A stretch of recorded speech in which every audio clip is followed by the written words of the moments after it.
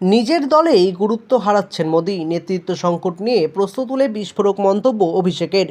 প্রধানমন্ত্রী নরেন্দ্র মোদি নিজের দলেই গুরুত্ব হারাচ্ছেন বলে দাবি করলেন তৃণমূল কংগ্রেসের সর্বভারতীয় সাধারণ সম্পাদক অভিষেক বন্দ্যোপাধ্যায়। তার মতে দেশজুড়ে মোদির জনপ্রিয়তা কমছে এবং বিজেপি সাংসদরাও আর আগের মতো প্রধানমন্ত্রীর বক্তব্যে প্রভাবিত হচ্ছেন না। দিন কয়েক আগে দিল্লিতে নতুন পার্টি অফিসে সাংবাদিকদের সঙ্গে আলোচনায় অভিষেক বন্দ্যোপাধ্যায় বলেন, প্রধানমন্ত্রীর কথা এখন তার দলেই তেমন কোনো গুরুত্ব পাচ্ছে না। বিজেপি সাংসদরাও তেমন প্রভাবিত হচ্ছেন না। বাদল অধিবেশনে প্রধানমন্ত্রী অপারেশন সিঁদুর নিয়ে এত কথা বললেন, কিন্তু তার কোনো প্রভাব পড়ল না গোটা দেশে। এমনকি এনডিএ সাংসদরাও প্রধানমন্ত্রীর ভাষণ নিয়ে কোনো আলোচনা পর্যন্ত করলেন না।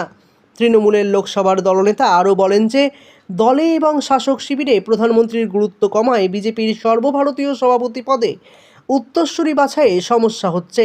অভিষেকের বক্তব্য অনুযায়ী সংঘ পরিবারের সঙ্গে মোদি অমিত শাহর সমস্যা নতুন